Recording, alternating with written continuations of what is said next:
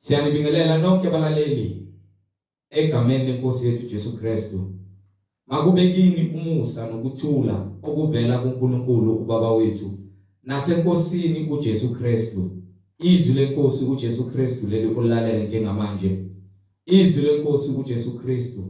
Lapho sishumayela khona, sifundise, siphinde sihlole imibhalo engcwele ngokwentando kaNkulunkulu kwindodana yakhe uJesu Kristu oyinkosi nomsindisi empilweni zethu. Sizocela kubo bonke abantu abalalele njengamanje ukuthi sonke sibe namaBhayibheli ukuze sonke sizofunda kanye kanye sibe nokuqonda imibhalo engcwele njengoba sishunyayezwa nanjengoba sifundiswa njengamanje ukufinyelela eqinisweni elinguJesu Kristu izwi likaNkulunkulu. Kulabo abangenawo amaBhayibheli sizocela ukuba ni-download amaBhayibheli kuma app stores, kuma laptops noma ama tablets noma ama cellphones kuma app stores kuze sonke sizofunda kanye kanye sibe nokuqonda izwi njengoba sishunyayezwa nanjengoba sifundiswa umoya ongcwele esikole ukufinyelela eqinisweni eliyindlela neqiniso nokuphila uJesu Kristu yena oyisibani sezwe. Kulabo abalalele emva kokulalela abafuna ukubhabhadiswa egameni likaJesu Kristu nalabo abanemibuzo mayelana neBhayibheli ungenakho ukuqonda ukuba kule ndlela yomngcwele esihamba ngayo kumele kuhambe kanjani, nalabo abanefakazi uJesu Kristu esekunikezile ufakazi kuba uthule kuzo zonke izindlebe ezimisela ukuphenduka ngofakazi bakho ukuba uxhumane nathi kule mniningwane. Ngizoqala nge-email address ethi izwilenkosi.ujesukristu@gmail.com, izwilenkosi.ujesukristu@gmail.com, noma i-cellphone number noma i-WhatsApp number ethi 066 566 9245, 066 566 9245. Izintshumayelo zonke ziyatholakala ku-YouTube lapho ungahlala khona phansi uphethe iBhayibheli ulalelisise lokhu umoya ongcwele akushoyo emabandleni, uhlolisise kube ngabe lokhu okubonayo ngamehlo akho umoya ongcwele uyakufakazela yini embhalweni engcwele iBhayibheli. So ku-YouTube uzosearcha, usubscribe uthi izwi lenkosi uJesu Kristu, uzosearcha usubscribe, upress the notification button ukuze ngaso sonke isikhathi uzoyithola izimfundiso ezisiholela ekugcweleni ngakho konke ukuhlanzeka uJesu Kristu oyizwi lenkosi empilweni zethu. Uzosearcha uthi izwi lenkosi uJesu Kristu, ungakhohlwa ukushareisha nelink nazo zonke izihlobo zakho, bonke abantu abathandayo, ikakhulukazi bona labo ohlanganyela nabo ngaso sonke isikhathi. Manihlanganyela nithi niyamdumisa uNkulunkulu ngomoya nangeqiniso, nifakazelana ukuthi uJesu Kristu uyinkosi nomsindisi empilweni zethu, ukuba nihlolisise imfundiso enisuke niholwa ngayo ukube ngabe umoya ongcwele uyayifakazela yini ngezwi lakhe iBhayibheli. Njengakho konke esifundiswa khona siholwa ukufinyelela eqondeni nasekwazini uholwa nguJesu Kristu oyizwi likaNkulunkulu, yena okubo bonke abamsabayo oyinkosi nomsindisi. So shareisha ilink mfowethu nawe dadewethu nawe wonke olaleleyo kubo bonke abantu ohlanganyela nabo, ikakhulukazi laba enhlanganyela nabo egameni lenkosi yethu Jesu Kristu. Ake sivule ngomkhuleko simbonge ubaba wethu osezulwini nokuthi izindlebe zethu zizokwazi ukwamkela ukuphila okukukhanya oyizwi lakhe. Baba wethu osezulwini, mangcweliswe igama lakho Nkosi uJesu Kristu. Umbuso wakho mawufike empilweni zethu, ukhanye ukukhanya kwakho ngaphakathi kithi ngokuba wena uyizwi likaNkulunkulu elifikile ezweni. Siyacela Nkosi ukuba singahlali ekhanyeni njengoba wena usithandile kangaka wadela isihlalo sakho sobukhosi ukuba uzosikhombisa indlela nokuthi uzosihola ungumelusi thina siyizimvu zakho. Wena uyinkosi nomsindisi Nkosi uJesu. Siyacela siphile ngezwi lakho singaziholi kodwa izwi lakho lihlale ngaphakathi kithi, silidle Nkosi likhazimulise wena. Siyacela usithethelele kuzo zonke iziphambeko la besilutheke khona Nkosi singazi nala singenako ukuqonda. Siyazivuma iziphambeko zethu, akukho ukuqonda enyameni, kepha siyacela uNkulunkulu onamandla ukuba usisindise ngoba wena uyisibani sezwe, ukhanye ukukhanya ukuze sibe ngusawoti wezwe. Sithethelele nabo bonke abasonile egameni lenkosi yethu Jesu Kristu ngokuba umbuso ungowakho uNkulunkulu wethu namandla nobukhosi uJesu Kristu inkosi nomsindisi. Amen. Siyambingelela nonke balaleli. Ihamba nomfowethu umhlengi izondi ozobe sihola enaba ejula kabanzi ngokwemfihlakalo yemibhalo umoya ongcwele esihola yena oyinkosi nomsindisi ezimpilweni zethu ukufinyelela eqinisweni elinguJesu Kristu. Siyambingelela egameni lenkosi yethu Jesu Kristu. Amen. Amen. Siyabingelela bazalwane egameni lenkosi uJesu Kristu, umnini mandla onke nenkosi yokuphila. Siloke sithule bona ubufakazi ngayo imibhalo ukuthi uNkulunkulu uyedwa, munye, akanamlekeleli. Awuhlisa kancane lapho. Akanamlekeleli futhi akanayo umuntu abonisana naye. uNkulunkulu ozakhele konke ngamandla akhe nangokuqonda kwakhe. Akekho omunye oyobuya abe naye. Uyazenzela konke afuna ukwenza ngamandla nangesikhathi sakhe. Izwi lakhe alinakuphikiswa, lona linguyebo no-amen. Manje ke siyambonga uNkulunkulu ngabaprofeti bakhe abangcwele abanika izwi, baliphatha ngokuthembeka, basishiya nobufakazi nembhalo ekuyiyona esiholela eqinisweni namandla kaNkulunkulu. Sibonge uNkulunkulu ngendodana yakhe yona yodwa ayinikela ngayo ukuthi izoba umhlatshelo wethu ukuze sisindiswe, sithole imfundiso kule ntukuthelo ebesifanele ukuthi sithole ngenxa yezono zethu. Siyambonga uJesu Kristu ngabapostoli bakhe abangcwele abaphatha ubufakazi, bashumayela ivangeli, badela ukuphila kwabo, bazinikela enkosini nasekutheni bagcwalise ukulunga kwaNkulunkulu njengoba bethunyiwe.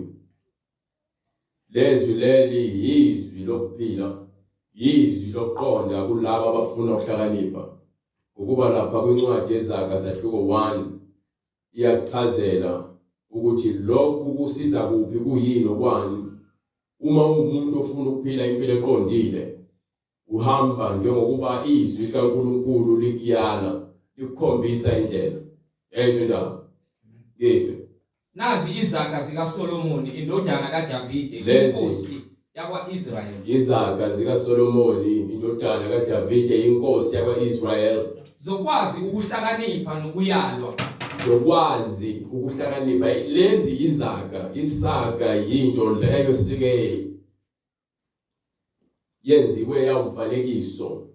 Kulowo noqonda kwisaga uyakwazi ukuthi ahlaziye lokho okushiwo isaga ukuze afunde kusona ngokuba ukuhlakanipha ukuqonda izaga, ukwazi ukuhlukanisa ukuthi noma uchasiseleke ukuthi sisho ukuthini isaga uma sishiwo noma ke sikhulunywe ezindaba. So incwadi le yezaga incwadi ekhuluma ngezinto ongeke ukwazi ukuthi uthi zizokwenzeka noma zenzakala, into eshinto ngaloso sikhathi kube ngazi ukuthi isenzeka.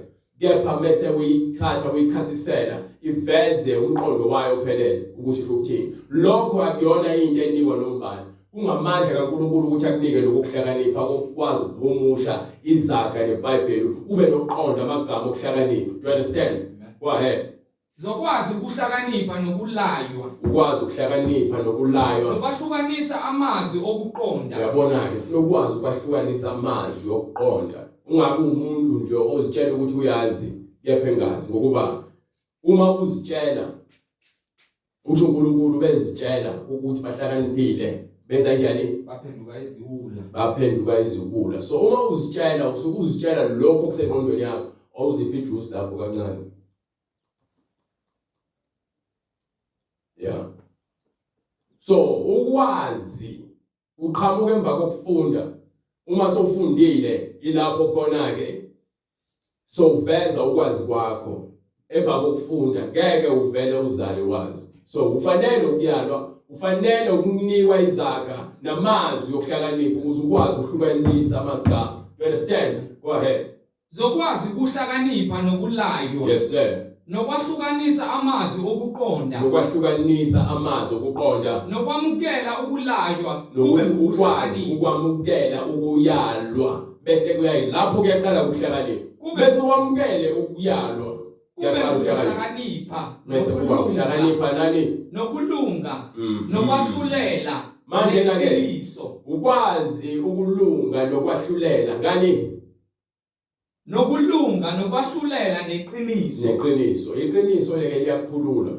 Iqiniso lingumanqoba ilona elilapha zonke izifo ezikhona emhlabeni. Iqiniso libuyisa abantu bahlanganise. Iqiniso lenza abantu bathandane. Iqiniso lenza abantu futhi bakuzonde. Iqiniso kepha lona liyakhulula kulowo olamukelayo iqiniso ukuthi lona aliguquki. Singaguquka thina senze lokhu kepha lona aliguquki. Ingakho athi yena unguthembekile. Kulo moya esikhuluma ngawo uthi wona uguquki. Ube uJesu izolo namhlanje naphakade. Izwi lakhe aliguquki. Liloke limile. Thina siloke siguquguquka. Siloke siphenduka. Sifuna lokho namhlanje sifuna lokho. Iqiniso lifuna nje into eqondile. So alithathi amasayidi. Lisekela lowo ohleli kulona iqiniso. Kepha ukuthi izozincengela noma lizame ukuthi limise izinto ngendlela ezokwenza ukuthi bonke abantu bajabule. Alizincengele iqiniso. Hlezi limile. So umuntu ohamba ngeqiniso uhamba ngokuqonda, uhamba ngokuhlakana. Hayi ukuhlakanipha kwasesikoleni lokuhamba ufundela ukubhala amagama nama-sentence nokubhala uthestwe. Now la mase kuziwe eqinisweni uhlolwa ngokuthi-ke kufike izilingo ezokubona ukuthi wena zizokuhlola ukuthi wena ngempela uhleli neqinisweni. Ukuba umuntu ohamba ngeqiniso izilingo ziyamfika kuyena. So kumele agcwalise ukholo lwakhe lokuthi uyakholelwa iqiniso. IBhayibheli incwadi yeqiniso. Le ncwadi le incwadi yeqiniso le. Iphethe wonke amaqiniso. Iveza bonke ububi bomuntu. Njengoba bonke abantu abakhona kule ncwadi yakuvezela ukuthi uAdam noEve bona ayikazi ifihle lokho. Ikhuluma ngabantu. Iyakutshela le ncwadi le ukuthi umuntu uyafema. Iyakutshela ukuthi uDavid naye waphinga nomfazi womuntu. Ayifihli uDavid womuntu omthanda uNkulunkulu. Kepha le ncwadi le iyaveza wonke ayifihli lutho le ncwadi. So ngeke ungitshele ukuthi hayi le ncwadi lena iyafika nobani. Wena mose usho njalo usuyabaleka ubaleka iqiniso ke manje. Usathana useyafuna ukugudluza eqinisweni.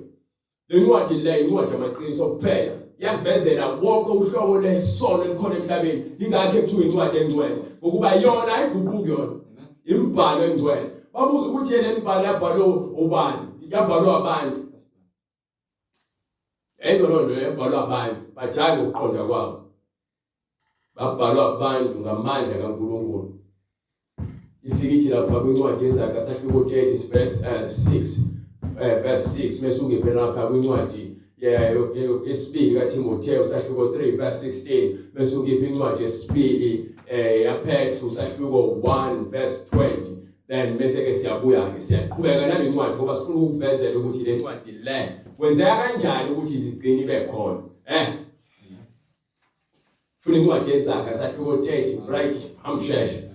So manje sizoveza ukuthi ke lezwi leli aliguquki futhi ngeke sizifakele mhlawumbe sizama ukuthi sinonge khona kuzozwakala kahle amadlebeni omuntu. So hlezi sikhuluma ubhalwe phansi sichasisele uma ungaqondi sikwambulele ukuze ke uma uhamba noma le ncwadi usufuna ukuyifunda usuwedwa uyifunde ngokuqonda ukuze ke uweze ukudidiswa abantu beqhamuka bezokutshela amafumbe bekutshela amanga ngenxa ukuthi wena awazi ukuthi isho ukuthini lencwadi le. Abantu abaningi bayadidiseka bese kuziwa kule ncwadi abambulelwa ukuba basuka bese ngokuthi bayazi. Lezo ndaba. Go ahead. Incwadi iZaga isahluko 30. Yes sir, starting from verse 5.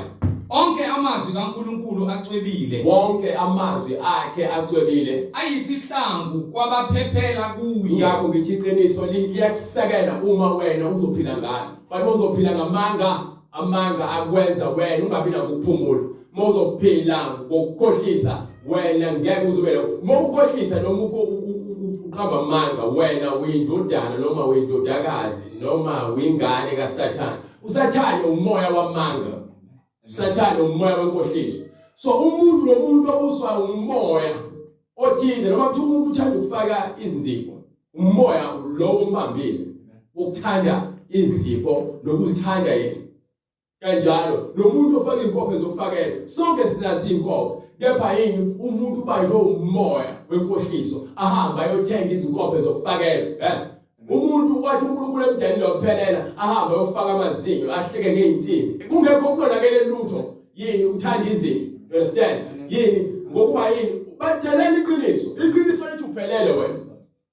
Kepha uSathane ufuna ukuthi wena ukhohliseke. Unganezeli. So anginakufaka kwami kulamazwi. Siphelele singabantwana bakaNkulunkulu.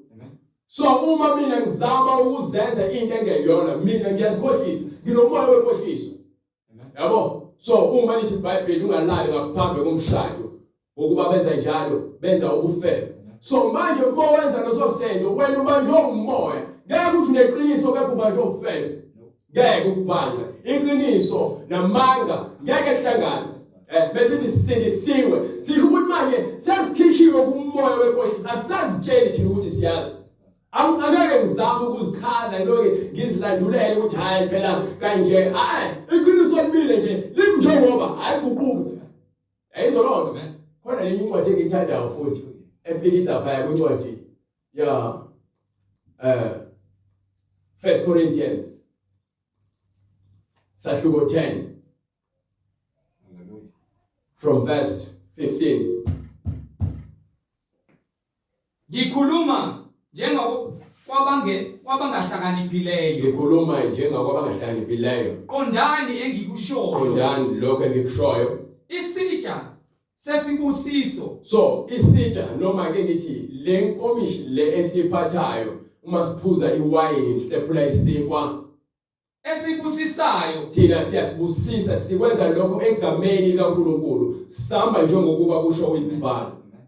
Isitsha sesibusiso esisibusisayo. Yes sir. Asiyiyo inhlanganyelo yegazi likaKristu na. Yes sir. Isinkwa esisihlephulayo asiyiyo yini inhlanganyelo yomzimba kaKristu na. Yes sir. Ngokuba isinkwa sisinye thina sibaningi. So uYesu Kristu umzimba uyisinkwa lapho sonke sidla khona ngokamoya hayi ngokwenyama. So kanjalo igazi lakhe liwine eliphuzwa yithina ngalendlela asifundise ngayo. So uma senza lento ukuthatha isinkwa sisilephula sisibusise bese ke siyanikana bese bakala usithathe newine sibusise siphinda amagama washo wathi asikwenze lokho sikwenza ngokukholwa ukuthi uyena osinike indlela yokuphila. You understand? Go ahead. Lokhu thina sonke sihlanganyele leso sinkwa sinye. Bhekani uIsrael ngokwenyama. Abadla imihlatshelo abasibo abahlanganyela ne-altara na. Yes sir. Ngakho ngithini pho? Ngithi okuhlatshelwa izithombe kuyinto na. Izwa la okuhlatshelwa ini? Ngakho ngithini pho? Ngithi okuhlatshelwa isithombe kuyinto na. Yes sir. Ngokuthi isithombe siyinto na. Kodwa ngithi lokho okuhlatshwa ngabezizwe bakuhlabela amadimoni. Lokho ngeke kushintshe lokho be. Kubhalwe phansi ukuthi abantu abahlabayo bahlabela ini? Amadimoni. Kabakuhlabeli uNkulunkulu. Abahlabeli uNkulunkulu kanendaba nalemhlatshelezi wale emhlabeni. Bahlabela amadimoni. Iqiniso lele ngeke ngiliqukule. Libhalwe phansi. Bese bathi abantu abasindisiwe bathi ke nina bathi abakhona ukuthi bayizayona. Bathi abanye bamaKristu but bafuna ukuhlabela amadimoni. Abantu abahlabayo bahlabela amadimoni. Abakuhlabeli uNkulunkulu. Because abanaqondi into abayenzayo. Lokho kubhalwe phansi. So anginaki ukushintsha lokho banaki ufuna ukuthi behle nabantu bangibuke ngazi ukuthi mina ngiyafitha in noma ngiyablenda in. Mina ngikhuluma into ebhalwe phansi ukuthi abantu abahlabayo bahlabela amadimoni. Mawuhlaba ukuthi ubiza abantu abadala lokho uhlabela amadimoni. Usho iBhayibheli. Mawukuthi unenkinga neBhayibheli ayinami iqiniso mina ngikhuluma iqiniso. Angikhuluma lento ukuthi ngizama ukukuhlabekisa no. Vele iBhayibheli izokuhlabekisa lona. Lilodwa iqiniso liyahlabekisa. Ukuba njalo mawenza isenzo esibi likhuluma iqiniso liyakuva iqiniso awudliwa yimina. Udliwa amagama akhuluma nesazelo esingaphakathi enhlizweni yakho sokukhohlakala okwenzayo kumnyameni. Iyona lento ethwale lokho konke okufishwe bekwambulu. Ukuba usukhuluma iqiniso umuntu azwe ukuhlabeka kwenhliziyo ngokuba iBhayibheli aliguquki. Lokho ngathi la ufika nabelungu lokho ngathi ayinandaba nalonto leyo akubhaliwe la ufika nabelungu. Wena usho njalo. Nikhulumela iBhayibheli bese ngifuna ukuqasha ezolweni zenu. Nikhulume lokho elikuthandayo. Ngiyaphameke kukhona ivesi elijabulisayo. Uyazi ukuthi uJehova uma loswakho. Yabo bese khuluma nesono senzayo. selenkinga manje eBhayibheli. Angithi manje bathini labhalwa abantu banobha wengabhaleli ngani uNkulunkulu eBhayibheli. uNkulunkulu ungumoya. Amen. Kepha ngithanda ukuba nibe nenhlanganyelo namadimoni. So afanele thina sibandakanyeke emsebenzini yabo abantu bese behlabela amadimoni abo. Thina sizibuyisele eceleni. Uthi akathandi sibandakanyeke nalezi zinto lezi. Yayizo lonto bese ke emva kwalokho awuqede awusophuma lapho manje. Ngifuna unikele incwadi yaTimotheo ukhola sokukhombisa ukuthi lemibhalo iqhamuka kanjani. Incwadi yaTimotheo yesibili sahluko 3 from verse 16. Lo qala from verse 12 futhi khona ke soveza ukuthi ke lokhu abangakholwa nalabo abakhohlisa abantu ngeke baze bayeke. Amen. Kuthatha umoya ingcwele ukuthi wena uphume ebumnyameni. Akuthathi umhlengi akahambe photha abantu ukuthi abakholwe iqiniso. Mina ngiyamemezela iqiniso umsebenzi wakho wena ukuthi nje uvule amadlebe akho ngokuba ithi uma namhlanje nilizwa izwi lakhe ningaqinisi. Ungazenza lukhona izinhliziyo zenu. Amen. Izwi elisebenzayo yabona la izwi liyaqhulula likwenze ucebe ngaphakathi. Uye kube isipoki mathambo emoyeni. Fanele ucebe ngezwi udle isinkwa sokuphila. Izwi. You understand? Uhlenga abantu abakhuluma izwi. Ukhuluma nabantu abakhuluma izwi. Uthanda abantu, awuthanda abantu kuphela ukhuluma nabo izwi bese kuzo. Uthanda abantu bonke. Kepha mababone ukukhanya kwakho. Amen. Ukuthi wena usibani. You understand? Baningi. Incwadi yesibili kuTimotheo isahluko sesithathu. Verse 12. Yebo bonke abathanda kuhamba ngokumesaba uNkulunkulu uKristu Jesu. Abantu abahamba ngezwi nangokukholwa ngokweqiniso bayakuzingelwa. Yabona into le ayihlali kahle umuntu umtshele into ebhalwe phansi eBhayibhelini bebeza uNkulunkulu bayamazi uNkulunkulu. uNkulunkulu nje akafuna izinto zokuhlanjwa. Nina niyakwenza ke manje niyakholwa uNkulunkulu niyadelela. Glory to God bayadelela. Badelela uNkulunkulu. Understand? So mekukhuluma kanje akekho ababaningi abazoyithanda lento le. Kungamandla kaNkulunkulu ukuthi uyaqonda ukuthi ngingaphila ngezwi. Isiphandla kasifakani. Ngakusemncane futhi asifaka uma enza imisebenzi yakhe ngisemncane. Manje akaze ngisifaka isiphandla akaze ngenze lo msebenzi. Angifune umsebenzi manje. Glory to Jesus. Phila ngezwi. Manje ngifa ngizofa ngezwi. You understand? For me ngifela swini ngifela ukuphila. Ngoba bonke abafele kuKristu Jesu njengoba ithi ke bayakuzingelwa. Ithi ke lona befa kepha bayaphila phakathi. Hallelujah. So bonke abangafuni ukuhamba ngezwi bacasulwa yizwi. Ngoba lihlaba inhliziyo lokho likhuza liyakhuza kodwa. Kepha umuntu onenkani obanjwe imoya kwenza kube nzima ukuthi amukele iqiniso. Kepha melivuna iqiniso umbona ukuthi akhulume ngokuqhosha ukuthi ayebona ke lento yayizwa. Lento ithi ibhlungu kumina nami ngikhulume nami ngokuthi ngifuna ukuthi uNkulunkulu agcwalise konke okufanele kwenzeke empilweni yami nakwezinye izimpilo zabanye abantu. Angikwenzi lento ngwanako ukuthi ngiyadelela. Ngidelela uSathane. Bethu ngiyadelela. Lo bamba abantu ukuthi bakholwe iqiniso. So uma ngikhuluma kanje uyathindeka vele uSathane. Ngokukholwa nangokuhamba uhamba ucela uSathane sebusukile. You understand? Baningi. Yebo bonke abathanda ukuhamba ngokumesaba uNkulunkulu. Lidelelekile ivangeli Jesu. Lidelelekile ivangeli. Ngokuba abantu bengenakho ukuqonda. Mawukhuluma nje bathi uyabajaja noma uyabahlulela. Mina umsebenzi wami kwahlulela isono. Hayi abantu. Isono ngiyafuneka isikhomba ukuthi lo kuyisono lo ngikhomba. Ukuze wena mawukuthi ngempela ufuna ukuphila uzohlukana nawo. Angeke ngikulahle umuntu uyakulahle ukutshela ukuthi wena ngeke uzungene esihogweni. Wena ngeke uzungene ezulwini. Wena uyesihogweni lo muntu uyakulahle.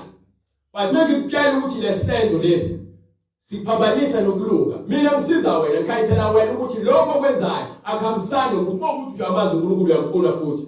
So abantu ke abangenaye uNkulunkulu ulizwi bayithatha kancane lento ngoba bazi ukuthi yona bakholelwe into eziphatheka abathi izimfundiso zabantu abadala lokho kwenza bafundisa ubani. Uma ukuthi lokho kuphambene noNkulunkulu othi uyambisa uyadelela. You understand? Go ahead. Yebo bonke abathanda ukuhamba ngokumesaba uNkulunkulu uKristu Jesu bayakuzingelwa. Kepha abantu ababi nabakhohlisayo bazoqhubekela phambili ebubini, bazoqhubeka bakhule ekukhohlisweni nasebubini, bedukisa abantu, bedukiswa nabo bedukiswa, because umoya wenkohliso uholela ekutheni uqhubeke ubhebhetheke, ekutheni udukiseke, nasekutheni ube mubi, ukuthi uzokholelwa uhlale kwisenzo esibi. You understand? Kepha wena yima kulokho ofundile. Uyeqa manje ukwazi ukuyaphi? Buyela ku-12. Yebo bonke abantu abathanda ukuhamba ngokumesaba uNkulunkulu. Yes sir. uKristu Jesu bayakuzingelwa. Kepha abantu ababi nabakhohlisi baza kuqhubekela phambili ebubini, bedukiswa. Yes sir. Qhubeka. Kepha wena yima kulokho okufundile nowaqiniseka kukho, wazi ukuthi ukufunde kobani. Kufuneka wazi ukufundisa ukuthi le oyifundile ufunde kobani.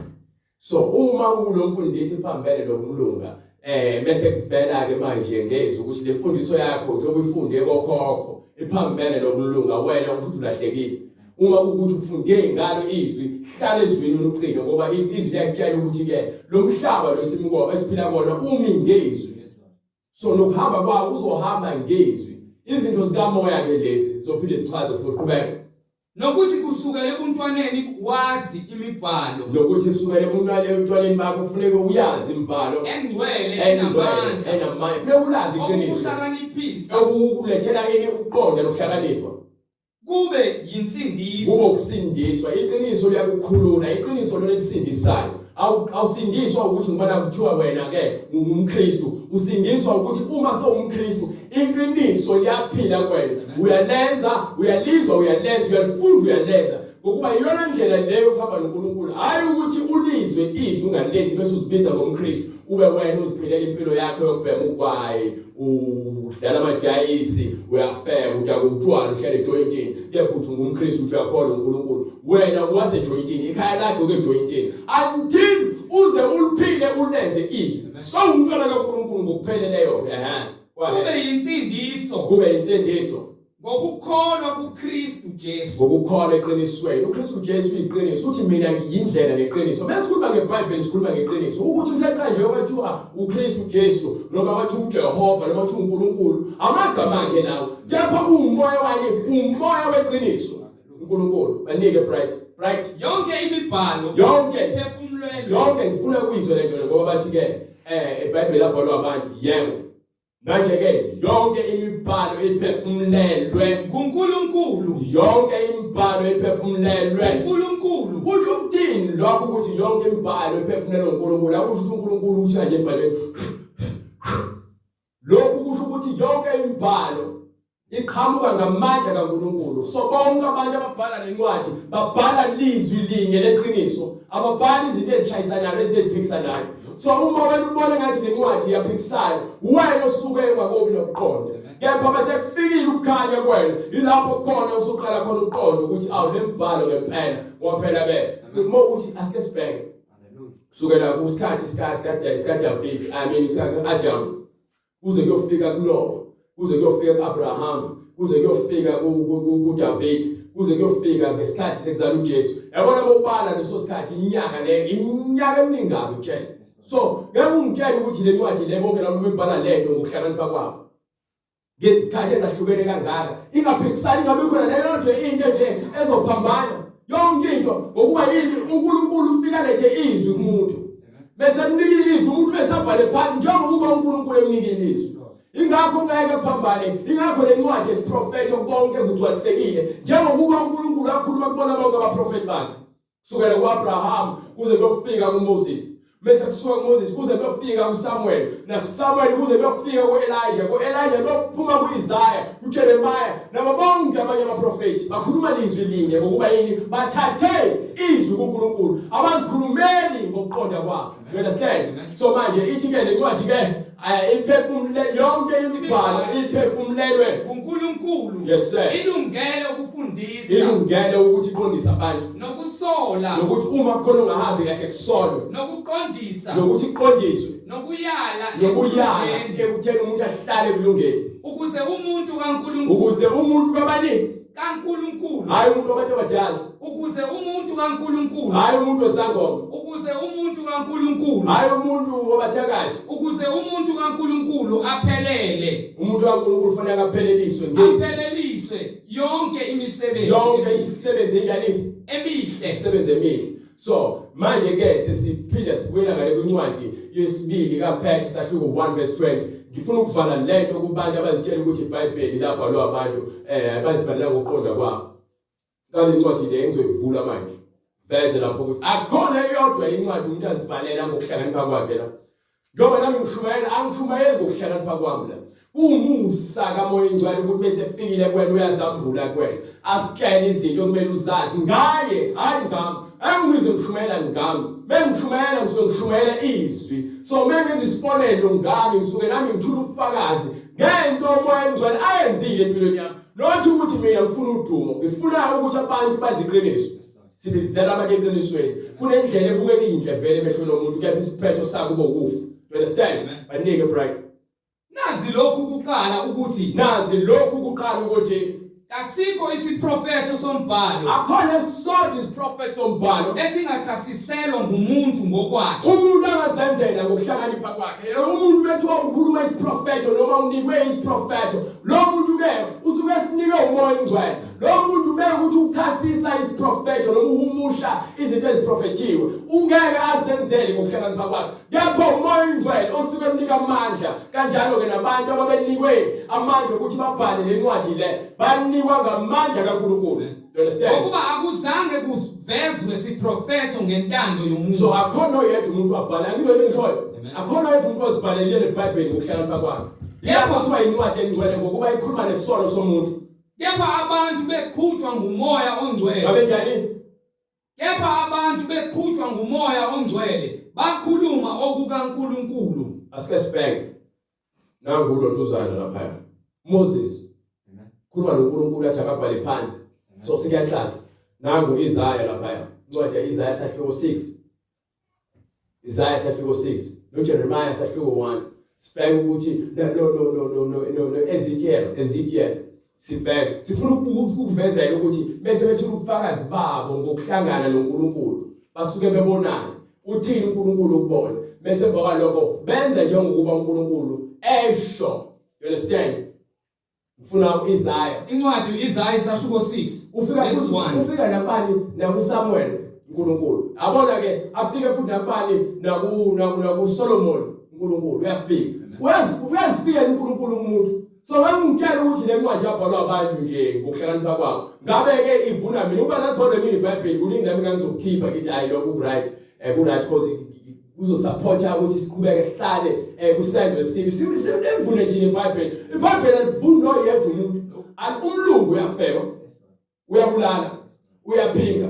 Indiya liyaphinga, liyathakatha, liyaphinga, liyafeba, liyabulala. Umuntu omnyama naye uyafeba, uyaphinga, uyadakwa. Ungangena ukuthini? Emakhaya kuqe ezithombeni.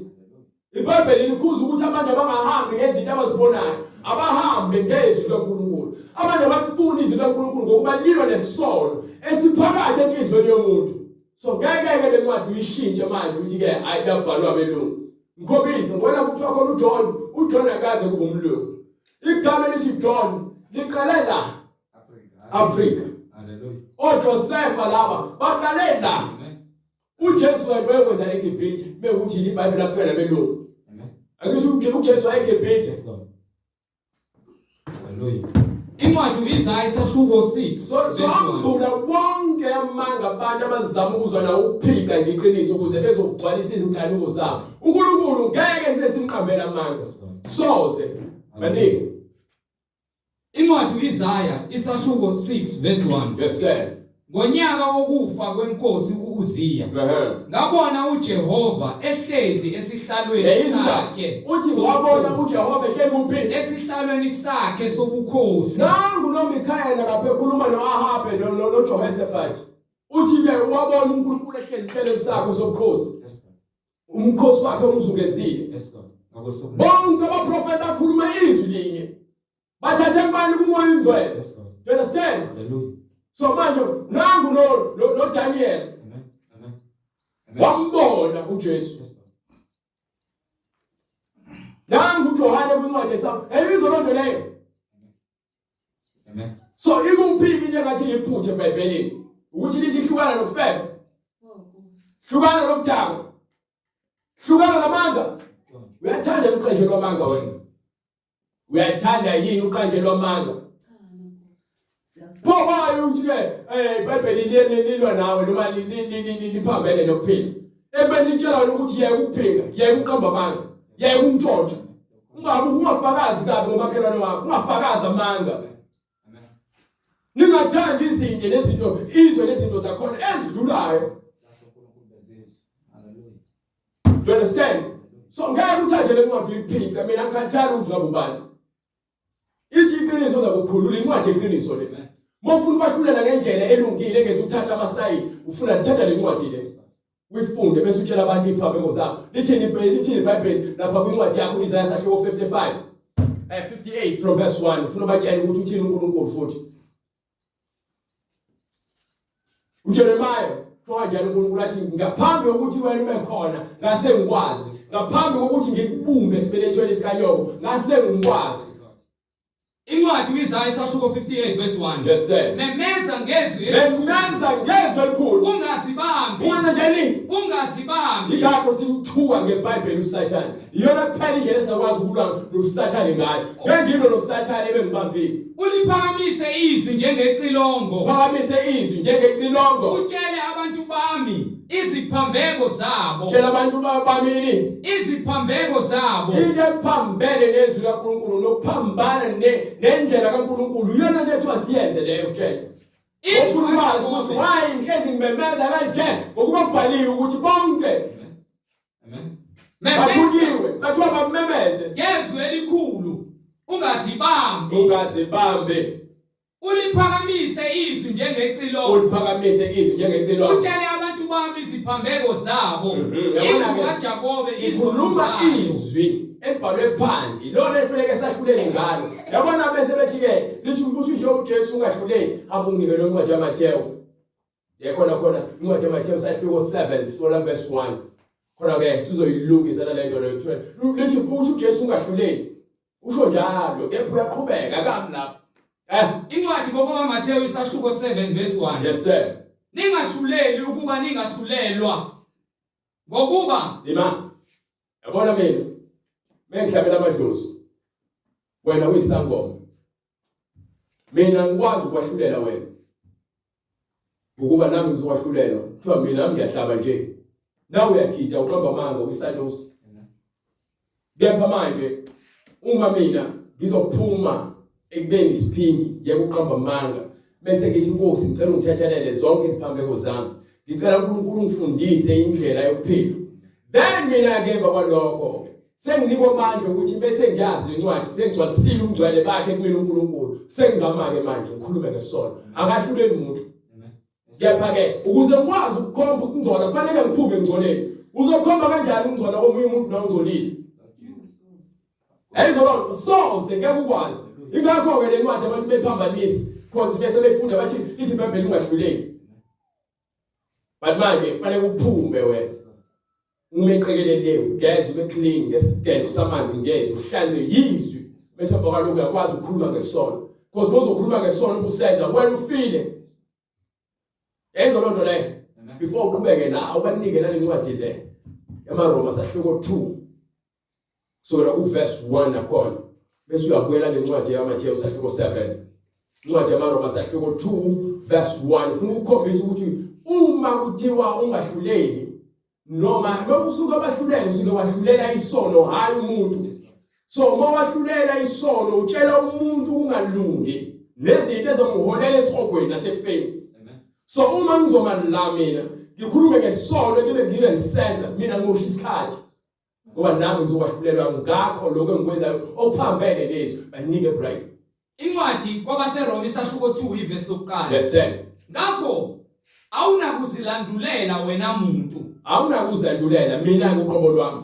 Noma ungubani owahlulelayo. Yayizo indaba. Ngokuba ngalokho owahlulela ngakho omunye uyazilahla wena. So manje ke uma ke ngahlulela ngokweqiniso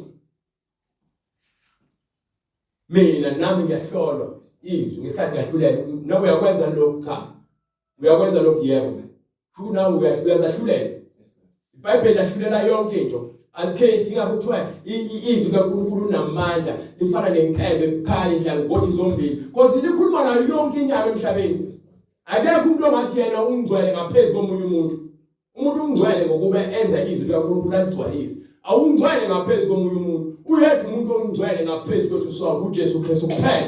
You understand? Ngokuba wena owahlulelayo ngokuba uyakwenza khona lokho nawe wena owahlulelayo uyakwenza nawe lokho. Siyazi ukuthi ukwahlulela kukaNkulunkulu ngokweqiniso kubehlela abenza okunjalo. So umuntu ozikhohlisa yena othi yena abantu abayeka isono kepha besenza yena uzibulela yena. Uyayizwa lonto baningi. Ucabanga lokhu yini wena muntu owahlulela abenza okunjalo ubukwenza nawe? Uyayizwa lonto leyo. Uyakubalekela ukwahlulela kukaNkulunkulu na? So akusize akungezi ngibe mhlambe umuntu special uphatha iBhayibheli bese ngikhuluma ngesono. Into engilungisayo ukuthi izwi ngilizwe ngilenze. But uma ngizothi ke ngiyashumayela ngeBhayibheli kepha mina ngigcwalisa izinkanuko zami mina ngiyona so nami ngiyazilahla. Kumbe uyayidelela yini ingcebo yobumnene nokubekezela neyenyewu yakhe? Yes, qhubeka. Ungazi ukuthi ubumnene bukaNkulunkulu bukuyisa ekuphendukeni na? So ukulunga kwaNkulunkulu nokubekezela kwakhe kusibekezelela ukuthi sifinyelele eqinisweni bese siyaphenduka kulezo zinto eziphambene necebo lakhe. Iyona into uNkulunkulu asilethele lona iqiniso nasenzele khona umusa ukuthi sikwazi ukulizwa izwi lakhe ngesikhathi uNkulunkulu azofinyelela ngaso emandlebeni ethu. Ayizwa lonto leyo. Qhubeka.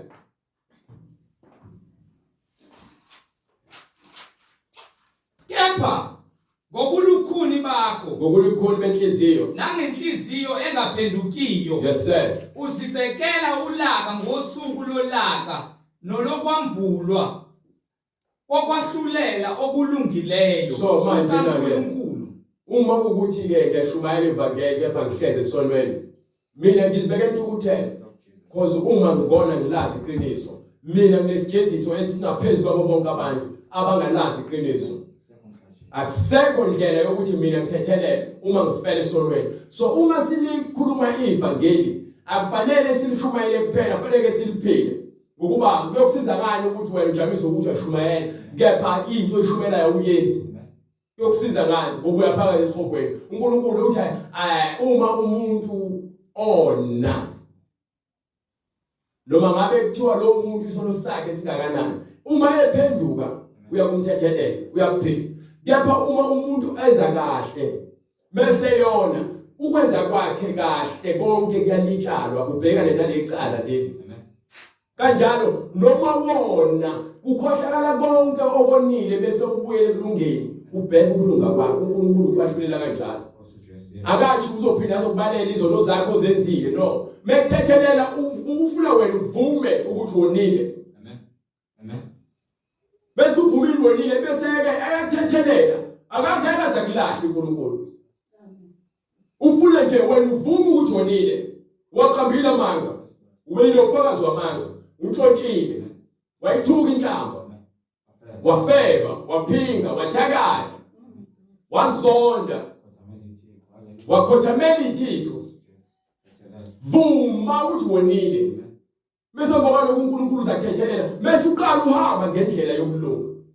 Angeke uNkulunkulu akuthethelele wena ube uthi uyakholwa kepha wenza isono because ubheka isono senzayo isono lesesikuliba sisayo ukuthi uNkulunkulu akuthethelele amacala akho isono. You understand? Wena ngale ncwadi yaMathewu manje sibheke ukuthi ithini incwadi ngokuba Mathewu isahluko 7 verse 1. Ningahluleli ukuba ningahlulelwa. Ningahluleli ukuba ningahlulelwa. Ngokuba ngokwahlulela enahlulela ngakho. Ngokuba lokho khomba ngakho nani niyakwahlulela nawe kubhekwa ngawe kubheka kuwena. Nangaleso silinganiso enilinganisa ngaso nani niyakulinganiselwa ngaso. You understand? So ukwahluleka kaNkulunkulu kulungile. Sonke sokwahluleka.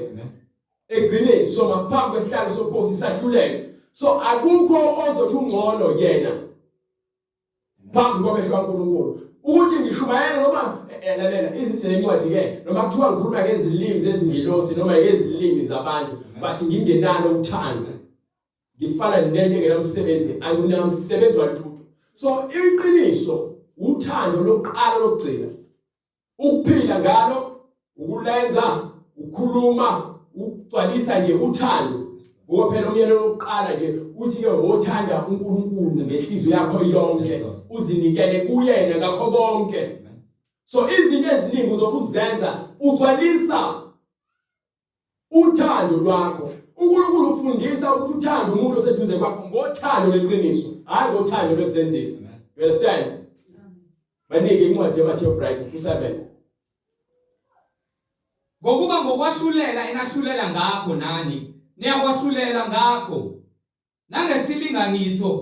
Nangaleso silinganiso enilinganisa ngaso nani niyakulinganiselwa ngaso. Ubhekelani ucwezana olusesweni lomfowenu, kepha ugongolo olusesweni lakho awuluboni na. So manje uma umuntu unohlakahla mina nginobhici leswele. Ngithi mina hamba ugeza ubuso unobhici. Because nabagezile uzothi nawe nje unohlakahla. Yilento abantu abayizoni abangeke bakwazi ukwahlulela ngokweqiniso because yena ubuka ngaphesha akakozibheki. Izwi lifuna wena nawe uzibheke likclean likuhlanze ube right. Khona uzokwazi ukuthi mawutshela umuntu umtshele ngento nawe oyaziyo ukuthi ngiyayenza. So ukuze ukhomba ukungcola phume engcoleni. Ngeke ukuthi wena usengcoleni ukhomba ukungcola. Fana lento ethi abafana sizinga zabantu ngayifela. Aliyangani lapha yafela. Kusho umuntu aje elala nawo leyangane. Kusho umuntu obhema ugwayi. Yena usibona elungile emehlweni akhe. Kepha ukhomba abanye abantu kubenza izinto ezirong. Yena uqobo lwakhe. Uphila ngamanga. Uphila ngokuntshontsha. IBhayibheli lahlulela ngendlela nje eqondile. Lithi uma ufuna ukukhuluma ukulunga, phuma engcoleni. So ukuze sikwazi ukuthi sithi silungile, asilungiswe yizwi. Qala kufanele izwi lilungise wena. Ungadla ukulungisa abanye abantu wena ufile.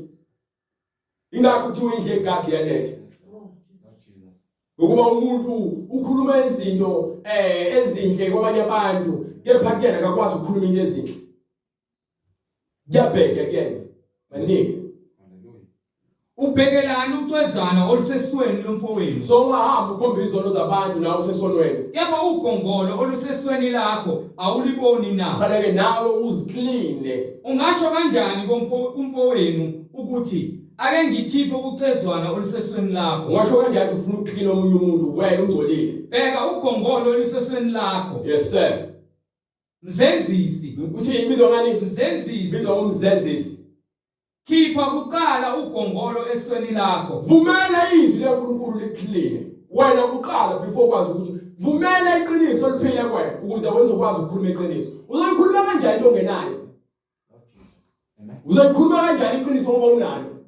Fanele iqiniso liqala liphile kwena, uliphefumule. Uliphile. Ukuze uzokwazi ukuthi utshela abanye abantu iqiniso. Ngeke ulikhulume iqiniso ungenalo.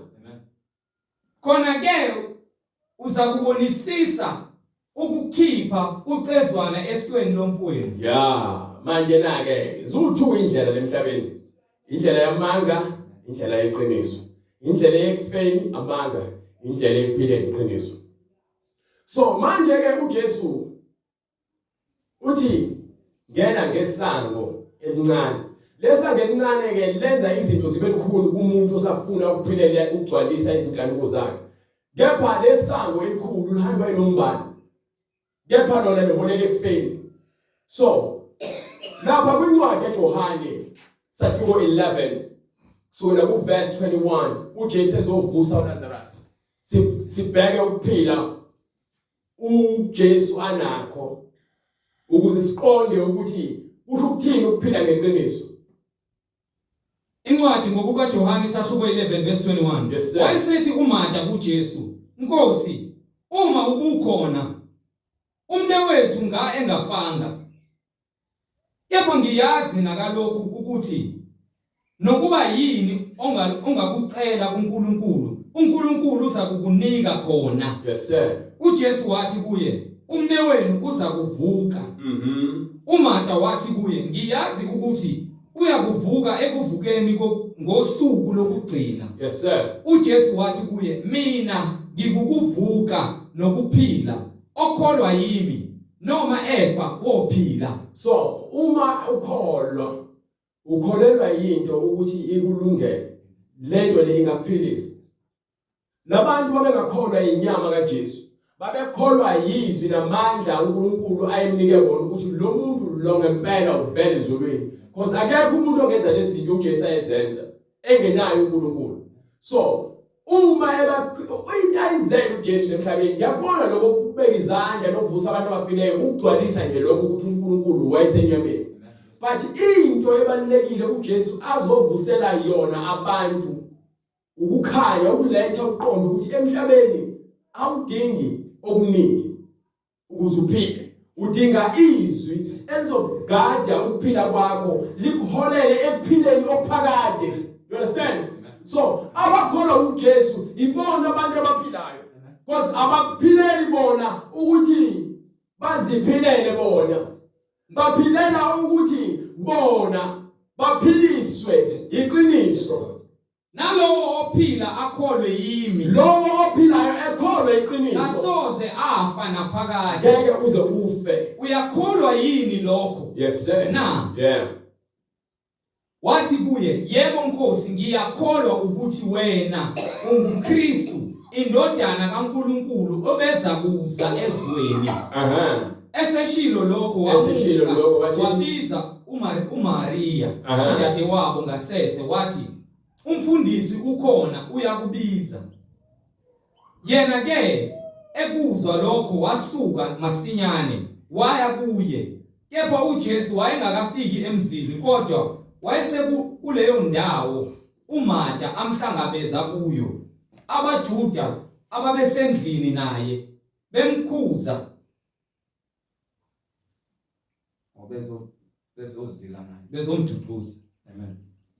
Bebona uMaria esuka masinyane ephuma, bamlandela bathi, uya ethuneni ukuba akhale khona. uMaria efika lapho ekhona uJesu embona, wawa ngasezinyaweni zakhe wathi, Nkosi, uma ubukhona umnewethu engafanga. Ngakho uJesu ebona ekhala, namaJuda abafika naye bekhala, wabubula emoyeni, wakhathazeka wathi, nimbekephi na? Bathi kuye, Nkosi, woza ubone. uJesu wakhala izinyembezi. Ngakho ke abaJuda bathi, bheka ukumthanda kwakhe okungaka. Kepha abanye kubo bathi, lo owavula amehlo emphumputhe wayengekwenze yini ukuba yena lo angafi na? Ngakho uJesu ebebubula futhi phakathi kwakhe wafika ethuneni. Okay, right. Khona into ephathwa idlulile ebalekile. Ngifuna uverse 23.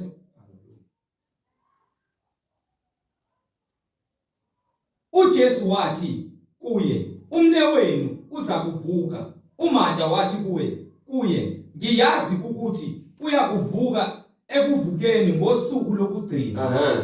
uJesu wathi kuye, mina ngikukuvuka nokuphila. Yes, sir. Okholwa yimi noma efa. Awufundanga le part, right? Anazi uyeqe kanjani. Ile part le bengifuna, awuyifundanga. Uma ukholwa kuJesu, okholwa kuJesu unjani? Okholwa yimi noma efa unjani? Wophila. Uma ukholwa eqinisweni, iqiniso liyakuphilisa. Amen. Noma thu uyafa, uyobuphila. Uphiliswa iqiniso. Ezindaba. Amen. Qhubeka. Mina ngikukuvuka nokuphila. Uthi uJesu kweKristu ungukuvuka ukuvuka nokuphila okholwa yimi noma efa noma efa uyakuphila nalowo ophila akholwe yimi nalowo ophila ekholwa yimi kasoze afa naphakade uma ukholwa kuJesu soze wafa naphakade uyakholwa yini lokho na esho lonto le so noma ufake ufele kuJesu ufele ekuphileni kepha uma ufele esonweni wena ufele ukuyongena eHades esihogweni ngokuba yini awunandawo lithi iBhayibheli lapha kwincwadi yesambulo sahluko 22 verse 14 to 15 ngaphandle ezulwini kunjani sifuna ukuveza ngeBhayibheli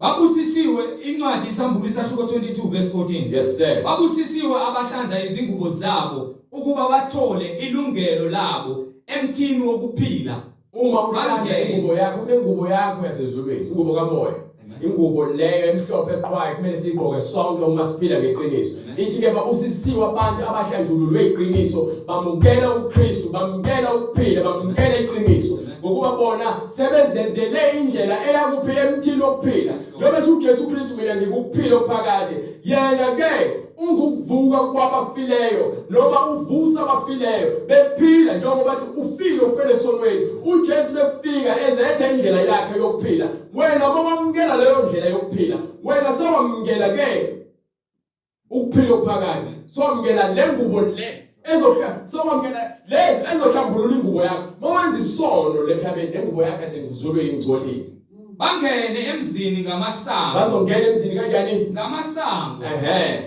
ngaphandle kukhona izinja ngaphandle ukuthi njengoba nje labo abangcwele bazongena ngamasango kepha ngaphandle kukhona izinja nabathakathi nezifebe nababulalayo nabakhonza izithombe nabo bonke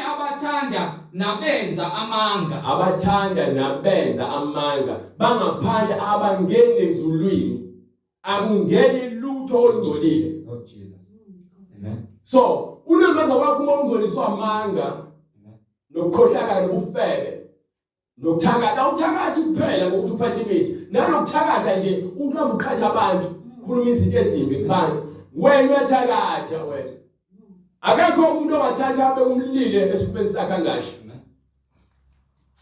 you understand so uma siza kuJesu sizele ukuzothatha iqiniso elilakusiphilisa iqiniso lithi kwenye incwadi yamaHebheru sahluko 12 verse 14 sahluko 12 verse 14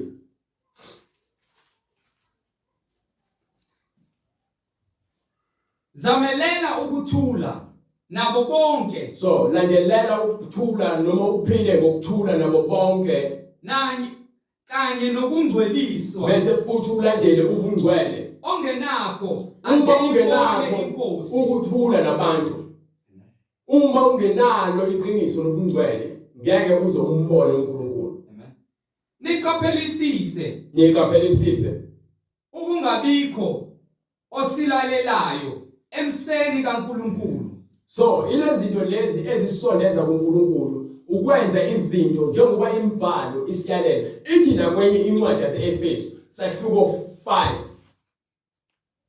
from verse sahluko 4 from verse 25 bese uqhubeka kuyongena futhi usahluko 5 wehle nayo le ncwadi yase-Efesu sahluko 4 from verse 25 nembathe umuntu omusha fanele sigqokise umuntu omusha kamoya owadalwa ngokukaNkulunkulu umuntu odalwe ngokukamoya ekulungeni ukuthi aphile ngokulunga nasekungcweleni nasekunobungcwele usibizelwe ubungcwele beqiniso you understand asibizelanga ukuthi sizohlobise emasontweni sidwanise izihlalo sibizelwe ukuthi izwi uma lisebenza lisenze siguqule ingqondo yethu ibe yintsha singasaphila ngokuzitshela thina ukuthi siyazi but sihambe ngomyalelo oyiwona osinika ukuthula nobungcwele neqiniso ukuze sikwazi ukuthi siphilisane nabanye abantu.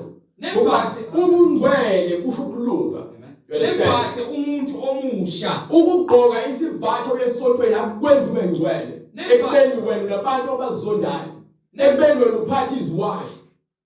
nempathe umuntu omusha owadalwa ngokukaNkulunkulu sembathe umuntu kamoya.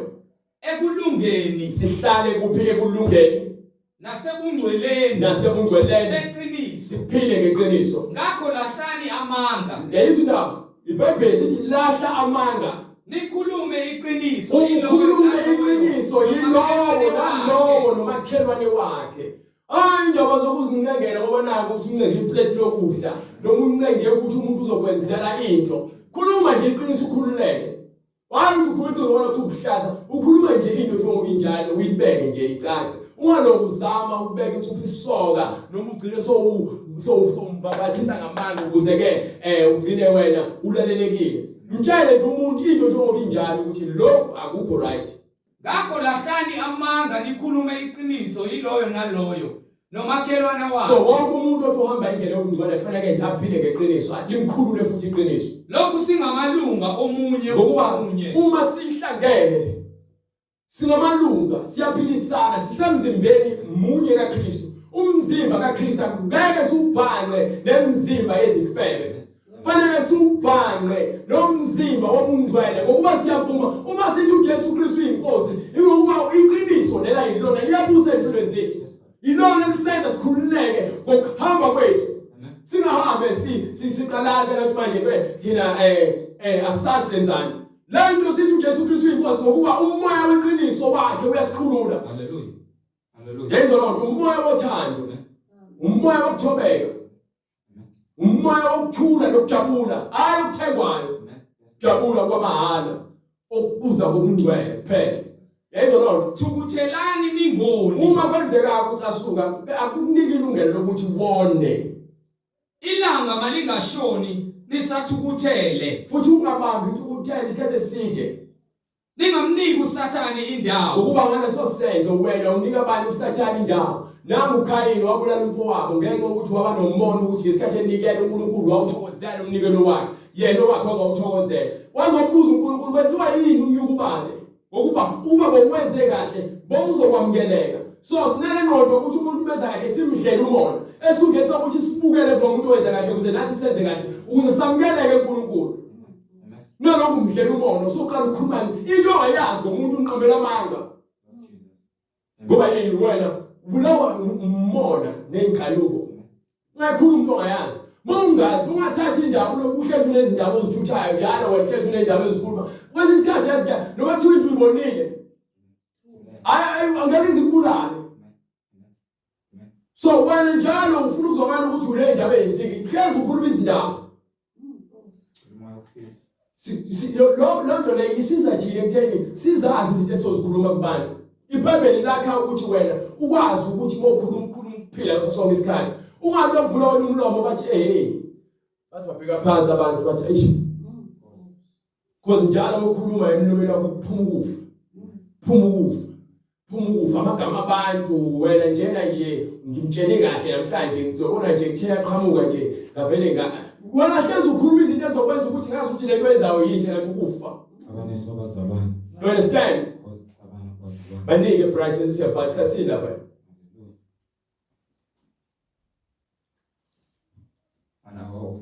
105. Amen. Sesihambile. Banike price. owebayo angabe eseba Lezo lento iBhayibheli likhuza ukungcola. Uma wathi untshontsho yeke untshontshe. Mase uphila ngokweqiniso. You understand? So yini ongathi iBhayibheli likunika inkinga? Ngoba ufuna ubisala ngenkani. Ufuna ukuqamba amanga ngenkani. iBhayibheli liyakusiza lithi uyakela lezi zinto lezi. Yes Lord. Yes Lord. Azinomsebenzi zikuholela ekufeni. Amen. Owebayo angabe seba Lokho ntshontshayo ayeke untshontsha manje. kepha kunalokho Kunalokho akhuthale asebenze okuhle ngezandla fanele zakhe ukhuthale usebenze okuhle ngezandla zakho ukuze abe nokwabelwa ukuze ukwazi nokwabela. ukuze Okenakho abe nokwabela osweleyo ukuze ukwazi ukusiza abanye abantu. Mawule mali umsebenza ukuthi imali yakho wedwa. Usize abantu, ungabi ungoqo. Ube usizo, akube usizo nje. Umuntu angathi acela intula uthi awunayo. Uzoyesihogweni ngaleso senzo ngiyakutshela mina. Ngoba uJesu uthi ke uyofika nezingilosi zakhe.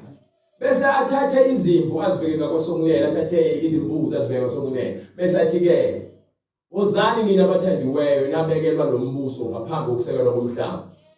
Ngoba mina ngangingambile ngiyinqunu ngingenakho ukudla nangiphuzisa amanzi nanginika ukudla nangivakashela ngiboshiwe nangihabashela ngisesibhedlela. Bese babuza ukuthi awunkosi asikwenza nini lokho? Uthi ngokuba wakwenza kumakhelwane wakho wakwenza kumina. So mawwenza isenzo esihle wenzela bani uNkulunkulu, but awenzela ukubukwa abantu lokuthatha ama selfie nezithombe mawenza izinto. Awushuthi lutho zenzisi. Mawupha umuntu kwenze fihlakaleni lokho. Because yinto yenza ngothando ukuze ikhazi umuntu uthando. Uthando isenzo esihle. Into ongayenzela ukubukwa, into yenza nje ngokuthi wenze isenzo esihle. Amen. Ngabe bangumsindo, awumbone nje ibhulwe lami leli. Lo ngamnika imoto yami. Sizakhukhumeza umvuzo wakho uthi uJesu kule emhlabeni. Not Jesus. Because when uthanda ukubukwa abantu akithi, uthanda ukuzwakala kahle kubantu, iwona umvuzo wakho lo. Yaba laba benza izinto uthi ke mawuphe kufihlakaleni, yiphe kufihlakaleni lesandla abasingazi kulesenzana. Okusho ukuthi ungaloku ubeze uvula umlomo wakho wenza izinto, wenze ukubukwa. Enza izinto ngothando. Makungaphumi umvuzo wakho kuphi usezulwini. You understand? Makungaphumi emlonyeni wenu nalinye izwi elibolileyo. Mama iBhayibheli lizothina. Ngiyalithanda iBhayibheli. Hallelujah. Nangaphumi nelilodwa izwi elibolileyo soze ukuthuka inhlamba. Uthi ngaha bese uthi uJesu usengozini. Ukwesihogweni. Ungayithuka inhlamba. Inhlamba ibolile, ukuhleba kubolile. Ukugxeka kubolile. Awuba umuntu wakhaya ngamazwi akho nje abantu bakuthokozela ukuthi uvula umlomo. Bafuna ukuvula umlomo eduze kwabo ukuze bezokhuthazeka. Wayi njalo bavula umlomo abantu banyuka ubala baphelela uthando bayabhoxobala. Ngeke umoya amagama kubolile. Makungaphumi emlonyeni yenu nalinye izwi elilodwa elibolileyo. Kodwa makube ngelilungele ukwakha. Amagama aphuma emlomeni bakwamagama alungele ukwakha. Njengokuswelekileyo. Njengoba yinto edingakalayo thina abantu ukuba olimini khona ukufa nokuphila. Ukuze libavezele umusa abezwayo. Izwi lakho kufanele libe ukuphila ngaso sonke isikhathi. Yesu Kristu uyinkosi. Izwi leqiniso leli sishumayelayo libhalwe phansi eBhayibhelini. Lona liletha ukuphila nokuthula kubazalwane. Kepha uSathane ungummangaleli. Nazi ezinye izinto uNkulunkulu azizondayo before uvale bright. Nginika incwadi yeZakha sahluko 6 fela kusukela kuverse 16. Ngifuna ukukuvezela izinto ezisinengiso azinyeke kakhulu uNkulunkulu ezenza kungabi khona ukuzwana phakathi kwabantu. Incwadi iZakha isahluko 6 verse 16. Kukhona izinto ezisithupha. Khona izinto ezisithupha asizondayo uJehova. Yebo ezisikhombisa ezisinengiso emphefumulweni wakhe. Zisinengiso emphefumulweni kaNkulunkulu. Amehlo azindlayo. Umuntu ozikhenyayo oziphakamisayo. Nolwimi lwamanga. Umuntu oqamba amanga. Nezandla ezichitha igazi abantu abathanda ukubulala abantu. Nenhliziyo eceba imicabango emibi. Umuntu ohleze ecabanga amasu angasile. Nezinyawo ezishesa ukugijimela ebubini. Ugijimela ubona.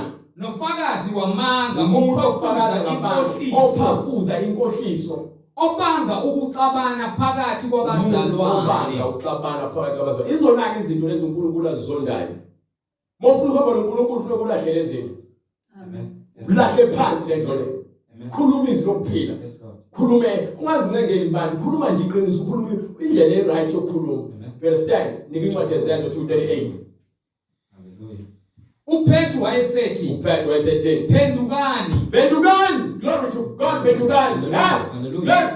Phendukani. Yilowo nalowo apapatizwe egameni likaJesu Kristu. Kukho ukuthethelelo egameni leqiniso. Kukho ukuthethelelo kwezono zenu. Uzuthethelele uzaJesu ukuzolahla konke lokho kuthiwa ngilahle kushiyeke emuva. Anika incwadi amaHebheru sahluko 12. Sahluko 12 verse 1.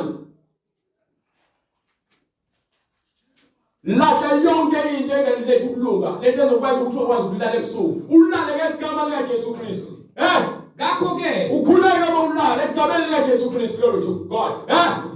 Baningi incwadi kumaHebheru isahluko 12 verse 1. Yes sir. Ngalokho ke nathi Ngalokho ke manje ke kusinefu elingaka lofakazi abasihaqileyo masilahle masilahle konke lahla. Glory to God. Lahla nesono lahla esithandela kangaka kithi. lahla abofebe lahla manga lahla ugwayi lahla utshwala lahla lahla izikhwama zosangoma nekuba inyanga ulahle ama-wig nama-wig lona ofakayo ukhiphe namapeni wafakile uthathe amatiki walahle laphaya twesazane khumula amabhluku alahle laphaya nawe ndoda isitabane phuma lapho lahla uNkulunkulu kudala waqonda wena uzozifunela indlela zokukhohlakala masilahle konke nayo isono siyasinda esithandela kangaka isono sebambelele kuthina kuthiwa masisilahle ngoJesu Kristu sigijime ngokubekezela sasiqaleka manje sigijime ngokubekezela bese kuba nendlela yokukhona uhamba ngokubekezela kulokho kuncintiswana esikumiselweyo. You understand? Sibhekile kuJesu umqali nomphelelisi wokukholwa kwethu owathi esikhundleni sokuthokoza